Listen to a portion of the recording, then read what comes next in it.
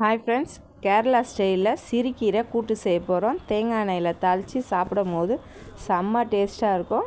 அதுக்கு ஒரு கிளாஸ் தண்ணியில் 2 பச்சை மிளகாய், ஒரு துண்டு புளி, சிறுகீரையை கட் பண்ணி சேர்த்து ஒரு 5 நிமிஷம் வேக வச்சுக்கோங்க. ஒரு கை பச்சை பருப்பு, ஒரு கை பருப்பு, ஒரு கை சாம்பார் வெங்காயம், 2 தக்காளி, பச்சை மிளகாய், பூண்டு 10 பல் சேர்த்து மிக்ஸ் பண்ணிக்கோங்க வேக வச்சு.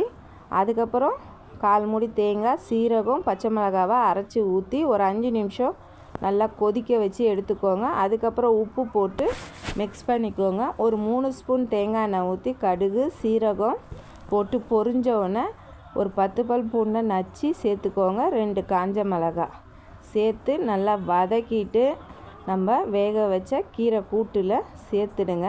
சேர்த்துட்டு மிக்ஸ் பண்ணி சாப்பிட்டு பாருங்கள், செம்ம டேஸ்ட்டாக இருக்கும்.